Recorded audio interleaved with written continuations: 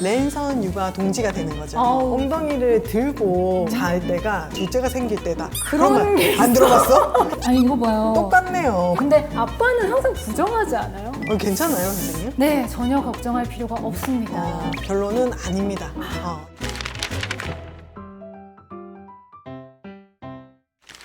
짜잔! 짜잔! 사소한 상담소에 오신 것을 환영합니다. 사소한 상담소는 우리 구독자 여러분께서 지금 육아를 열심히 하고 계시잖아요. 그 육아 현장을 담아서 이 보내주신 영상이나 사진을 가지고 이야기를 나누는 네. 그런 상담소입니다. 네, 그래서 바로 보통의 육아를 저희가 함께 나누는 랜선 육아 동지가 되는 거죠. 어우, 좋네요. 그래서 우리 애 이랬다, 너네 애도 그렇니? 음. 우리 애 너무 귀엽지? 이거 좀 봐봐. 그치. 뭐 이런 사소한 자랑 코너 것들. 플러스 그리고 뭐 이건 도대체 왜 이러는 걸까? 너무 사소하다고 생각하는 그런 것도 맞아. 환영합니다. 그러면 오늘은 몇 가지 사연을 저희가 추려봤는데요. 첫 번째 사연부터 같이 볼게요. 아빠를 똑같이 따라하는 아들. 얼굴도 복부신데 행동도 왜 이렇게 닮는 걸까요? 네. 엄마랑 있는 시간이 훨씬 많은데 네. 저녁에 잠깐 만나는 아빠 행동을 더 많이 따라하는 걸 보면 네. 자기도 아빠처럼 남자라는 걸 아는 건가? 얼마나 닮았길래. 아니 이거 봐요. 똑같네요. 포즈랑. 핸드폰을 잡는 손가락도 닮았어. 아니 이 핸드폰. 이 짧은 다리를 또 올렸어. 맞아. 이해차 느낌. 이 침대에 널브러져 있는 거. 그러니까요. 근데 아빠는 항상 부정하지 않아요? 이거 나 아니다. 자기 아니라고? 아들도 아빠를 굉장히 많이 따라하는데 그걸 계속 부정하는 거예요. 부정하다가 한 번은 딱 인정을 한 게 어느 날 갑자기 저희 아들이 리모컨을 발가락으로 누르는 거야. 그거를 보고 네. 이거 봐라. 발가락 누르는 사람 여기 누구가 있냐. 네네네. 인정하더라고요. 우선은 지금 애가 5살 정도 되면은 이게 우리가 성별, 성 역할을 배우는 시기거든요. 있는 그대로 배우거든요. 그냥 보고 그림책에 있는 그대로 호랑이는 세다. 굉장히 단편적인 것들을 배우는 시기죠. 그래서 여성, 남성에 대해서도 배우는데 이제 여자는 뭐 엄마, 아빠는 남자, 근데 나는 남자. 그럼 나는 누구랑 닮아야 돼요? 아빠랑 닮아. 그러니까 아빠를 동일시하고 아빠의 모습을 따라하려고 하는 것들이 어떻게 보면 되게 당연해요. 네, 되게 당연한 모습이어가지고 성 역할을 배우면서도 그렇고 또 아빠를 동일시하고 아빠를 닮아가고 싶은 거죠. 이제 정신 분석학적으로도 좀 이런 얘기를 했는데 이제 위니코트라는 사람은 아빠를 뭐라고 정의했냐면 처음 만나는 타인, 삼자라고 정의를 했어요. 그러니까 타인이요? 네, 처음 만나는 타인. 내가 엄마 몸에 있다 나왔잖아요. 그래서 엄마는 나랑 원래 한 몸이었다가 엄마한테서 좀 떨어지면서 그 과정에서 분리불안도 생기고 뭐 이런 엄마 껌딱지 시기도 생기고 이러는데 아빠는 처음부터 타인이었던 거죠. 그래서 저 사람은 나랑 되게 가까이 있는데 비슷해. 나랑 다른 사람인데 나를 좋아하고 더 강해. 그러면서 이제 아빠를 외부인으로 인지를 하면서 아빠를 닮아가고 싶어 한다. 이렇게 좀 표현을 했거든요. 그래서 어떻게 보면은 정신 분석학적으로도 좀 이해할 수 있는 내용이다. 이렇게 볼 수 있을 것 같아요. 일단 아빠 아들이 맞다. 네. 그리고 아빠는 요 시기 때만큼은 좀 행동을 조심해야겠네요. 조심해야 돼, 조심. 그리고 네. 이런 아빠를 따라하는 모습이 귀여워 보이면 아빠랑 사이가 좋아서 그런 거고, 이렇게, 저런 걸 따라해. 지 엄마 저걸 꼭 빼닮았어. 이런 마음 계속 든다 이러면 좀 뭔가. 부부 사이를 한번 점검해봐야 되는 점검해 거야? 볼 필요가 있는 거죠. 정말. 네, 두 번째는, 이 사진부터 좀 볼까요? 네. 아이들이 이렇게 엎드려서 구부려서 자는 이유가 뭘까요? 계속 불편해 보이는데 계속 이렇게 자더라고요. 다른 맞아요. 집 애들은 어떤가요? 진짜 불편해 보이는데? 그리고 되게 웃긴 거는 이렇게 하면서 앞으로 나가. 근데 결국은 벽에 부딪힌다? 그러고 깨. 아니 근데 계속 그런 이거 말도 반복하죠. 있잖아. 이렇게 애가 엉덩이를 들고 잘 때가 둘째가 생길 때다. 그런 말 안 들어봤어? 그런 말 안 들어봤어? 안 들어봤어?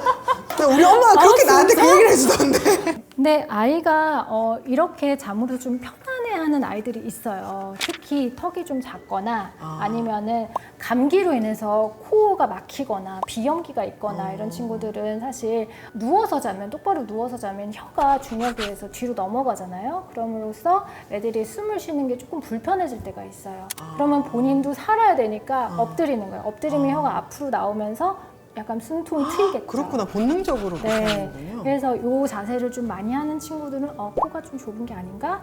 아니면은 비염이나 뭐 이런 코 증상이 있으면 한번 가봐야 되지 않을까라는 생각을 해야겠죠. 근데 너무 어린애들은 사실 뭐 치료를 막 하진 않기 때문에 뭐 이 상태로 아이가 뭐 숨도 잘 쉬고 특별하게 불편해하지 않는다라고 하면 그냥 두셔도 돼요. 불편하면 자기가 몸을 그렇죠, 바꾸겠죠? 그렇죠. 단지 조금 말씀드리고 싶은 거는 두 번째 사진에서 이 옆에 베개 같은 거 있죠. 네네. 이렇게 쿠션이나 베개 같은 거는 얘네들이 막 이동하면서 얼굴을 누를 수가 있어요. 그래서 이런 경우에는 이제 좀 치워두시는 게 좋겠습니다.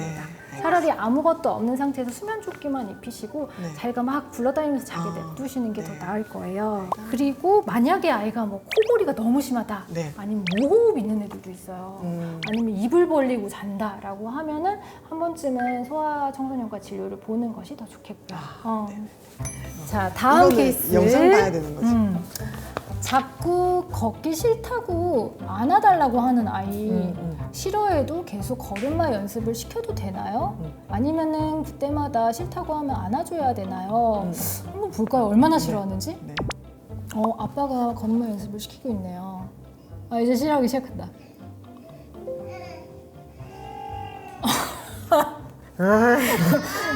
발동 걸렸어 이제. 지금 1mm씩 뒤로 가고 있는 거 보여요? 누가? 아빠가? 아빠가. 지금 걸음마 연습하는 거구나. 이제 싫어한다. 어떡해. 아빠가 흔들리지 않으시네요. 굳건해.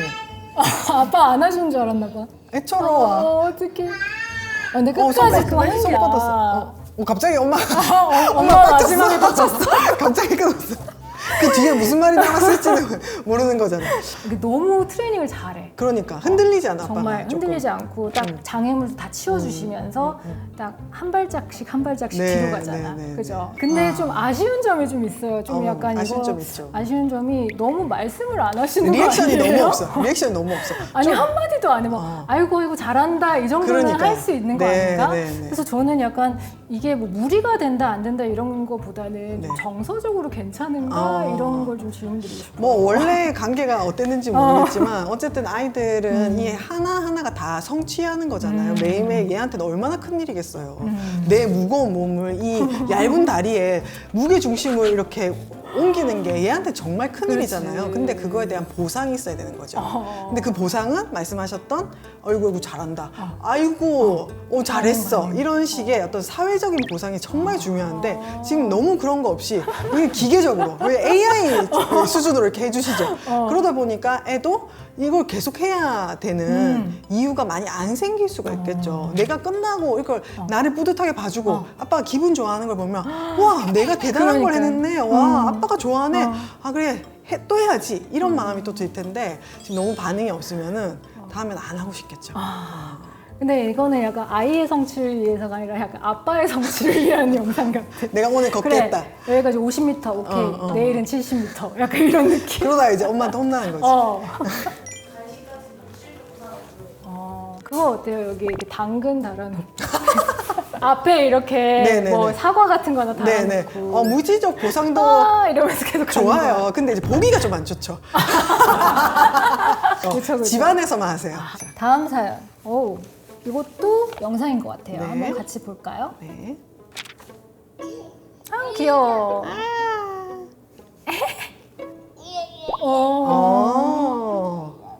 뭐라고 네. 말하고 싶어. 이제 뭐라고 아래 턱을 말하고 조금 싶어. 이렇게 움직이는 게 걱정이신가 보네요. 그죠? 앞으로 내밀고 네. 머리 쥐어뜯었어 지금. 안녕하세요. 17개월 딸을 가진 아빠입니다. 평소에 돌 이전부터 아이가 턱을 가끔 삐뚤어지게 만들어서 이야기를 하거나 소리를 지르는 것을 보았습니다. 나아지지 않아서 걱정이 됩니다. 하루에 수차례도 이런 모습을 보입니다. 놔두면 나아지는 것일까요? 아니면 문제가 될 수도 있는 걸까요? 걱정되실 것 같아요. 맞아요. 하루 종일 저러고 있으면은 보통 저러다가 주걱턱 되는 거 아니야? 그리고 뭔가 불편해서 그런 게 아닐까? 맞아요. 뭔가 부정교합이 있는 거 아닐까? 이런 생각을 하실 것 같거든요. 나중에 이거 습관 될까봐 또 걱정을 많이 네, 하시더라고요. 네. 그리고 특히 이렇게 예쁜 저는 여자애면 괜찮아요, 선생님? 네, 전혀 걱정할 필요가 없습니다. 네. 그래서 17개월이라고 하셨잖아요. 네. 17개월이면 한창 어금니가 날 시기잖아요. 그래서 아이마다 좀 차이는 있지만 보통 첫 어금니가 14개월에서 19개월 정도 사이에 네. 나게 되거든요. 그러면서 이제 어금니가 막 나면서 한 3돌 정도까지 한 20개 유치가 완성됩니다. 그래서 그 과정이 이가 나는 과정이 되게 간지럽잖아요. 되게 이렇게 자극이 되는 거잖아요. 그래서 얘는 나름대로 그 자극, 그 간지러움을 해소하고 있는 거예요. 그리고 자기도 좀 이상할 거 아니에요. 네, 이가 네, 막 네. 나고 있고 잇몸이 좀 이렇게 욱신욱신 거리기도 하고 그래서 그런 느낌을 지금 계속 느끼고 나름대로의 해결 방법을 찾고 있는 거예요. 어떤 애들은 뭐 손을 계속 이렇게 만져보는 애들도 네. 있고 그냥 딱딱한 물건을 막 이렇게 씹고 있는 애들도 있어요. 그래서 다양한 방법으로 이렇게 해소를 하고 있는 과정이니까 그냥 자연스러운 과정이다 생각하시고 그냥 두시면 됩니다. 그리고 만약에 어금니가 다 났는데도 이런 행동을 보인다 이러면 당연히 소아치과에 가셔서 한번 네. 상담을 받아보셔야겠죠. 네, 네, 네. 치과 검진할 때 아이가 어금니가 잘 자라고 있는지 건강한지 확인만 하시면 되겠습니다. 네. 좋은 사연이네요. 네. 네네. 현재 아들이 34개월인데 말이 다소 느립니다. 자기 표현은 하고 문장으로 쓰기도 하는데요. 또래들에 비하면 좀 느려요. 그런데 생각해보면 제가 어릴 때 유튜브나 미디어를 가끔 보여준 적이 있거든요. 미디어 때문에 말이 늦어진 걸까요? 괜히 죄책감이 들기도 합니다.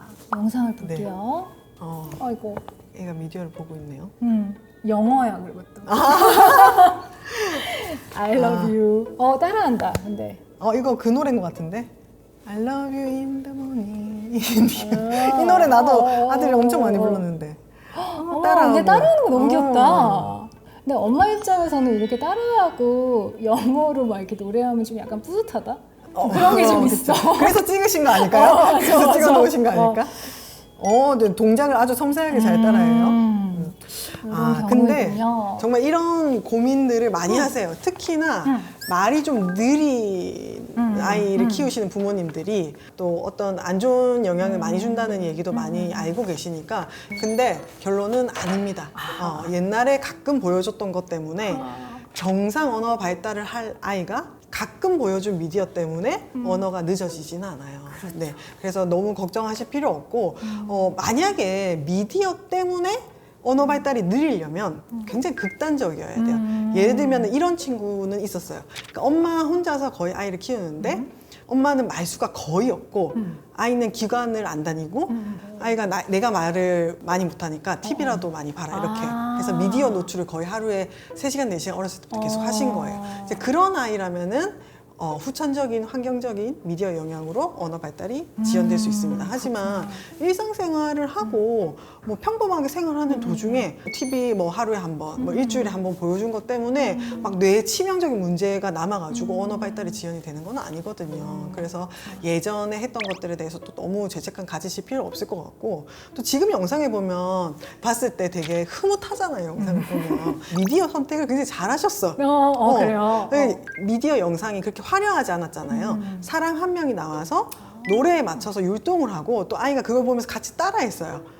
그러니까 모방을 하는 것 자체도 언어 발달, 언어 학습이고 지금도 말이 조금 늦었다고는 하지만 그래도 문장으로도 표현하고 이렇다고 하면은 잘 본인의 속도대로 발달하고 있는 것 같아요. 그래서 지금 좀 더 많이 얘기해 주시고 지금 상호작용 많이 해주시는 게 중요할 것 같습니다. 좋습니다. 앞으로가 더 중요하니까요. 네. 그죠? 그리고 그런 것도 얘기를 많이 하세요. 뭐 자기 영상, 자기 네. 동영상 찍은 거 보는 거, 네, 네. 할머니랑 영상 통화하는 거 네, 이런 네. 거 어릴 때부터 계속 했는데 이거에 또 죄책감을 많이 느끼시더라고요. 또 뭐 영상 통화를 뭐 1시간을 하겠어요, 2시간을 하겠어요. 근데 미디어를 우리가 여러 가지 이유가 있지만 미디어 시청을 제한하는 이유 중에 하나는 미디어 때문에 다른 활동들을 못 하게 되는 건데 뭐 영상 통화 이런 것들은 또 영상 통화로 얻을 수 있는 부모님들과의 교류가 있잖아요. 그리고 그거는 라이브, 그러니까 살아있는 사람과의 통화인 거고 또 내 영상을 보는 거는 그냥 미디어 보는 거랑은 조금은 또 다르죠. 다른 그래서 느낌이죠. 네, 그냥 미디어가 좋다 안 좋다 이렇게 단순하게 판단하기보다는 미디어를 어떻게 활용하는지 그리고 미디어가 양적 질적으로 어떻게 우리 아이에게 노출이 되고 있는지에 대해서 파악하시고 적절하게 잘 활용하시는 게 필요할 것 같습니다. 네, 죄책감은 노노. 오늘 이렇게 5개의 보통의 육아 사연 네. 어느 집에서나 할 수 있는 그런 네. 고민인 것 같아요. 다 같이 육아를 하는 경우가 많지 않잖아요. 그리고 내가 내 애를 키우는데 다른 사람 어떻게 키우는지 모르니까 또 걱정도 많이 되고 또 불안해지기도 하는 것 같아요. 그래서 우리가 보통 사람들, 우리 주변의 사람들은 어떤 식으로 아이를 키우는지 또 공유하고 아 나만 이런 고민하는 게 아니구나 하는 그런 서로가 위로가 돼줄 수도 있고 또 우리 같이 보면서 힐링도 하는 그런 코너가 됐으면 좋겠습니다. 네. 그래서 요번에 처음 사소한 상담소를 열었는데 사실은 사연이 많이 들어오지 않았어요. 왜냐하면 충격 고백. 왜냐하면 이걸 좀 약간 어렵게 생각하시는 것 같아요. 우리 아이가 문제 있을 때만 이거 사연 보내는 거 아닌가라는 네네. 생각을 하신 것 같은데 네. 지금 보시다시피 그냥 일상생활에서 볼 수 있는 우리 아이들 모습을 그냥 자랑하고 싶어도 괜찮아요. 네네네. 마구마구 보내주시면 이렇게 코너를 짜가지고 이제 또 사소한 상담소도 한 번 더 열도록 하겠습니다. 네, 뭐 애가 장기자랑에 나갔는데 장기자랑에 나갔을 때 너무 뭐 못해서 속상했다 이럴 때는 어떻게 해줘야 되냐 아니면 첫째랑 둘째랑 싸우는 것 같은데 아닌 척 할 때 아니면 뭐 돌봐주는 것 같으면서 살짝 때릴 때 뭐 이런 굉장히 사소하고 애매한 순간들 어떻게 해야 되는지 네. 얘는 이런 마음인지 이런 것들 그래서 그런 사연들 모든 많이 궁금증. 보내주세요. 보통 육아를 위한 사소한 상담소 많은 관심 부탁드려요.